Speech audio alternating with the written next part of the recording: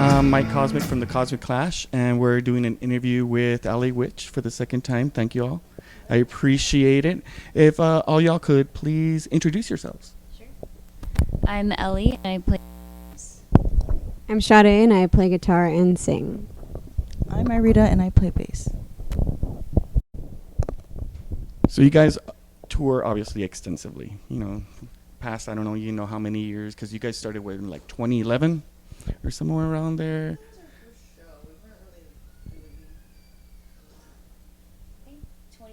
2014.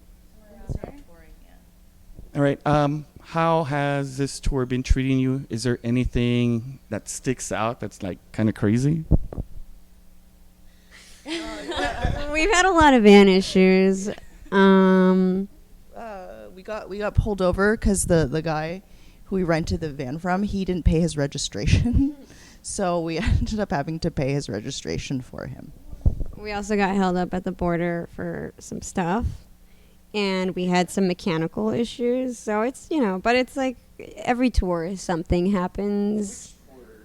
From Canada. Sorry, Canada. Yeah, I should have specified. Which is normal, I think, because the Canadian border is usually really strict, as most bands probably know. I've never been there. I lived in Minnesota. Oh, well, I mean... I'm not going to go to Canada now. The shows there are really fun. Yeah, a lot of nice people. Yeah. Any favorite show that you had, like, that sticks out, or draws nuts? Chicago was really great because it was a sold-out show, and it was the first time we've actually sold out that venue. We've played it before, like, opening for other people, like our friends Folloxoid. So this time it was our actual headline show, and it was sold out. So that was really cool. Okay, I got one. The album Play With Fire is released in 2020. It's an awesome album from beginning to end. Was the album a combination of old and new songs, or was it strictly written just with new songs, like in an idea, let's release a new album? There was a couple songs that we had already been touring on, so those songs were already kind of ready to go, but when we had just finished a tour, I think at the end of 2019 or something. I can't remember. We had just finished a tour, and then it was like, okay, now you have to write an album and record it in like the next month. And so we had like 3 songs, so we had to kind of quickly come up with the rest. Yeah, it was definitely the first time that we had to write with like a time restriction like that, which in a way was kind of good for us because it was like a different creative process than what we had done in the past. I think it was more, it was written with more like instinctively, and like you didn't have that much time to like second guess yourself. So it was kind of cool in that way, but it was definitely a lot of pressure at the same time. Why did you all call it Play With Fire? Was it like because of the pressure thing, or anything that sticks out in particular? I guess I really like using a lot of like symbolism with writing, and I think that was just something like fire was just one of those things that I felt like it was a word that kind of tied in a lot of the recent themes like in my life and stuff. I mean, fire is like something that's just really like a basic idea, like a really simple idea, but you can branch off a lot from that, and so it made writing like a little bit easier, and also it was just something that I really related to. I mean, fire is like being something that can bring warmth to your life, or be like a chaotic thing as well. So a lot of the songs, there's different symbolism that's tied into the word fire and like the meaning of what fire could be. That's awesome. It's kind of like that life kind of thing, destruction, but that brightness that kind of comes out of it. All right. There's one song that sticks out in particular. I Wanna Lose. The song lyrics are intense. The song is not angsty, but it's like angsty, and then it kind of like rolls off. Who is it about, or is it like an event that happened? I would definitely say it's more of an event. I guess just feeling...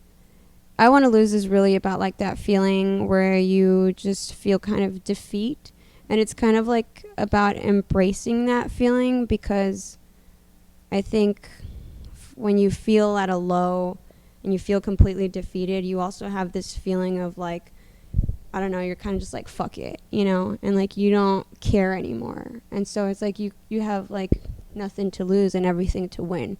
And in a way, that's kind of like a really awesome feeling, because you know what I mean, like you just don't care anymore, you know, when you're just like, fuck everything. There's no letdown anymore, I guess, at that point. Yeah, you feel free. You're like, yeah.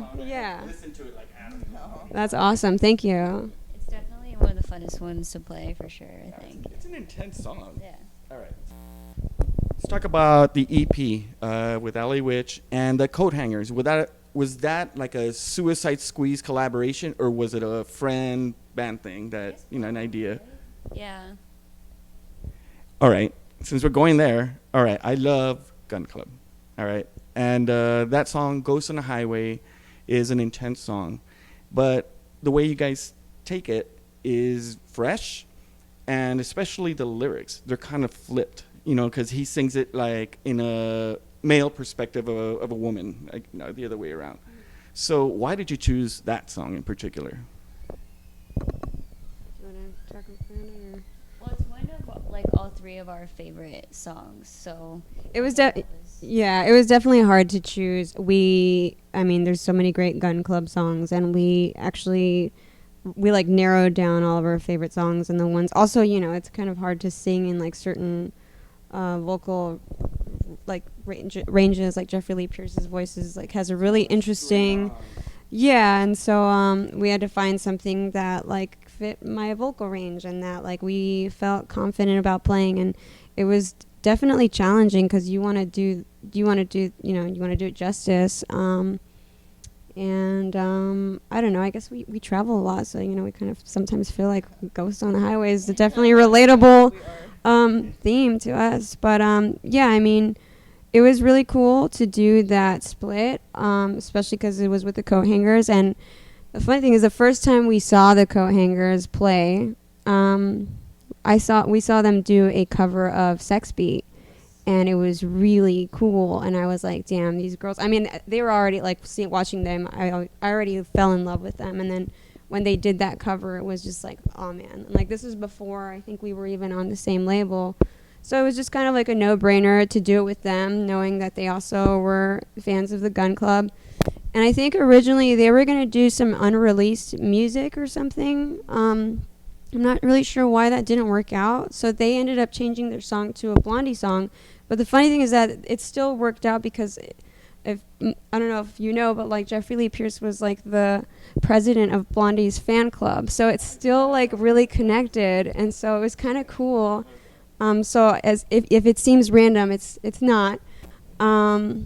So yeah, it was cool. We're happy with how it came out. I mean, it's hard doing a cover, but I think it turned out pretty cool. I think it turned out awesome. Thank you. I love the Coat Hangers. So. You know, they're great ladies. Yeah, they're awesome. All right. You guys are awesome musicians. You guys have come a long way, you know, because I've been following you guys for a long time, you know, since Burger Records and all that stuff. You guys are in the forefront of psych rock. It's new, it's different, it's not the same as, you know, the old stuff like Rocky Erickson and stuff like that. What do you guys think your impact to modern psych rock is? That is a really hard question. I mean, it's hard for us to really tell because, you know, we're just living it and we're just playing music. But, you know, the cool thing is seeing, you know, other musicians like younger fans that'll come up to you and they'll say, hey, like I started a band, or you inspire me to want to play music. And I think that's really cool. Like they'll ask us for tabs, like, hey, like what do you play on this bass part for like this song? And it's just, I don't know, it's just a really cool feeling because that's how we were, you know, growing up, like with musicians that we love. So Yeah, also I think we tend to get clumped into the psych genre, but I mean, we love psych music, and a lot of our roots are like heavily tied into like the psychedelic music. But I also think that there's also a lot of elements of garage and punk and like a lot of surf. Like growing up in California and like, you know, growing up with like a lot of like the punk scene and stuff too. I think those are also really standout elements. And so I think that you will hear those elements in our music, and I think it's kind of cool because like Irita was saying, it's hopefully it's a doorway for younger generations to find that music, you know, like the way some bands were for us when we were growing up, you know. There's definitely an inspiration that, you know, through fans and especially ladies, especially my nieces that look up to that. And it's really awesome for you ladies to do that because you guys are awesome, like rock and rollers, like legit. You know what I mean? And the genre thing is very hard to put. I'm not one to like try to put it. It's just like music school. Yeah. All right. This is the last question. You know, Gene Simmons from Kiss. He says rock is dead. Do you believe that? Certainly hope not. I don't know. Maybe rock is dead to him. It's still pretty alive to me. I mean, I still play a lot. I don't know. I mean, I think rock is evolving, you know. It's not like what you think of. Like, you don't think of like Led Zeppelin and, you know, Rolling Stones and stuff. I think it's evolving, and it's a beautiful thing because you want it to, you know, continue on, and it's just, I don't know. But it's not dead in my heart, I'll tell you that, you know. I know it to be true. Why? Because you ladies are right here. You know, come on. It's so obvious. Well, I appreciate your guys' time.